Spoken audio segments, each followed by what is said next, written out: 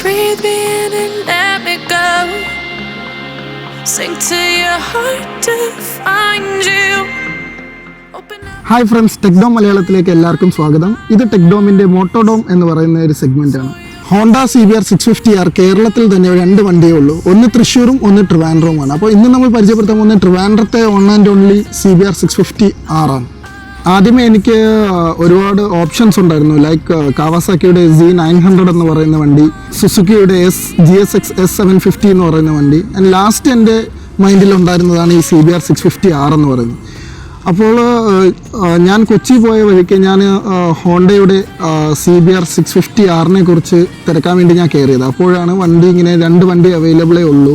അങ്ങനെ ഇരിക്കുകയാണ് ഞാൻ ഇതിനെക്കുറിച്ച് റിസർച്ച് ചെയ്യുന്നതും അതേപോലെ തന്നെ ബാക്കി വണ്ടികൾ ഞാൻ ടെസ്റ്റ് റൈഡ് ചെയ്യുന്നതും. അപ്പോൾ ഈ വണ്ടി ടെസ്റ്റ് റൈഡിന് അവൈലബിൾ അല്ല.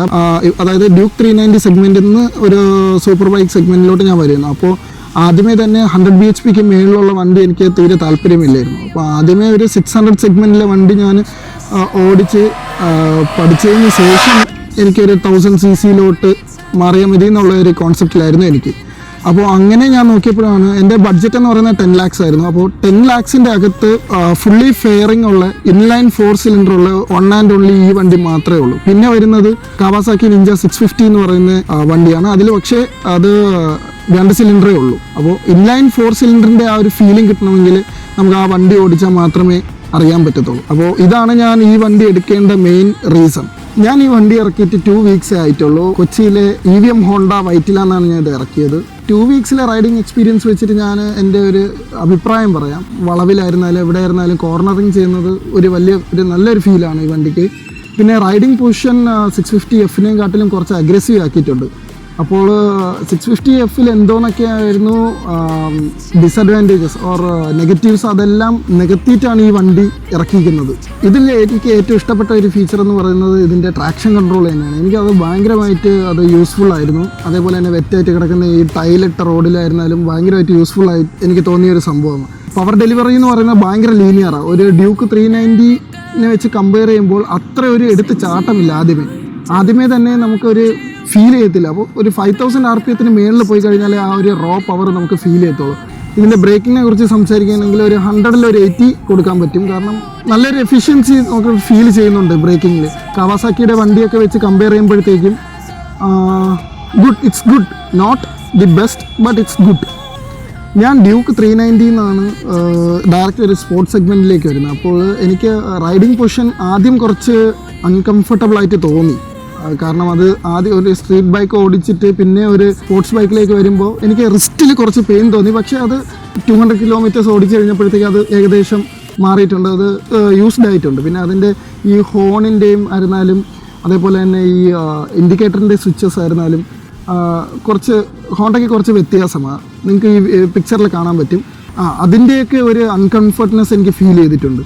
എൻജിൻ്റെ സൗണ്ടിനെ കുറിച്ച് പറയുകയാണെങ്കിൽ ഒരു 5000 rpm മേളിൽ പോയാലേ നമുക്ക് ആ ഒരു ഹൗള് ഫീൽ ചെയ്യത്തുള്ളൂ. എന്നാലും ഞാൻ പറയാം, ഭയങ്കര സൈലൻ്റാണ്.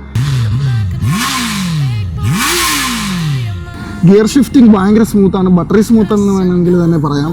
അതേപോലെ തന്നെ ക്ലച്ച് എന്ന് പറയുന്ന ഭയങ്കര ലൈറ്റ് വെയിറ്റ് ആണ്. കാരണം ഇത് വരുന്നത് തന്നെ സ്ലിപ്പർ ക്ലച്ച് അസിസ്റ്റിംഗ് കൂടി ചേർന്നിട്ടാണ്. അപ്പോൾ സാധാരണ സൂപ്പർ ബൈക്സിനെ വെച്ച് നോക്കുമ്പോഴത്തേക്കും ക്ലച്ച് ഭയങ്കര ലൈറ്റാണ്. അടുത്ത നമ്മൾ മലയാളികളല്ലേ, അപ്പോൾ മൈലേജിനെ കുറിച്ച് എന്തായിരുന്നാലും സംസാരിക്കണം. 18 to 23 അതിൻ്റെ അകത്തേ കിട്ടിയിട്ടുള്ളൂ. കാരണം ഞാൻ കൂടുതലും സിറ്റിക്കകത്താണ് ഓടിച്ചത്. അപ്പോൾ ലോങ് എന്ന് പറയാൻ ഞാൻ കൊച്ചി ടു ട്രിവാൻഡ്രം. അപ്പോൾ എന്തായിരുന്നാലും അതിൻ്റെ ഇടയിൽ നല്ല റോഡുകളില്ല. അപ്പോൾ എനിക്ക് 18 to ഒരു 22-23 ആ ഒരു റേഞ്ചിലാണ് കിട്ടിയത്. എന്നാലും സൂപ്പർ ബൈക്സിനെ വെച്ച് കമ്പയർ ചെയ്യുമ്പോൾ അത് ബെറ്ററാണ്. അതേപോലെ തന്നെ ഇതിൻ്റെ സർവീസ് ചാർജും സാധാരണ സൂപ്പർ ബൈക്സിനെ വെച്ച് കമ്പയർ ചെയ്യുമ്പോഴത്തേക്കും വളരെ കുറവാണ്. ഒരു 3500-4000 അകത്തേ വരത്തുള്ളൂ ഒരു റെഗുലർ സർവീസ് എന്ന് പറയുന്നത്. ഈ ഒരു കുറച്ച് കാര്യങ്ങൾ മാത്രം കൊണ്ടാണ് ഞാൻ ഈ വണ്ടി സെലക്ട് ചെയ്തത്. അപ്പോൾ ഇത്രയും നേരം നമ്മൾ ഇതിൻ്റെ പോസിറ്റീവ് സൈഡിനെ കുറിച്ച് സംസാരിച്ചുകൊണ്ടിരുന്നത്. അപ്പോൾ എൻ്റെ ഒരു എക്സ്പീരിയൻസിൽ എനിക്ക് നെഗറ്റീവായിട്ട് തോന്നിയ കുറച്ച് കാര്യങ്ങളുണ്ട്. അതായത് ഇതിൻ്റെ ഫ്രണ്ടിലത്തെ മഡ് ഗാർഡ് സാധാരണ സൂപ്പർ ബൈക്ക് പോലെ തന്നെ വളരെ ചെറുതാണ്. അപ്പോൾ അതിൻ്റെ ഒരു ഡിസഡ്വാൻറ്റേജ് എന്ന് വെച്ചാൽ മഴ സമയത്തൊക്കെ നല്ലപോലെ ഈ മണ്ണ് ചെളിയൊക്കെ നമ്മുടെ മേത്തെല്ലാം അടിച്ച് കയറും. അതേപോലെ തന്നെ റേഡിയേറ്ററിൽ ഗാർഡില്ലാത്തതുകൊണ്ട് റേഡിയേറ്ററിൻ്റെ അകത്തെല്ലാം ഈ ചെളി അടിച്ച് കയറുക. അപ്പോൾ അത് മാത്രമേ എനിക്ക് നെഗറ്റീവായിട്ട് തോന്നിയുള്ളൂ. അപ്പോൾ ഇതൊക്കെയാണ് എനിക്ക് ഹോണ്ട CBR 650R കുറിച്ച് പറയാനുള്ളത്.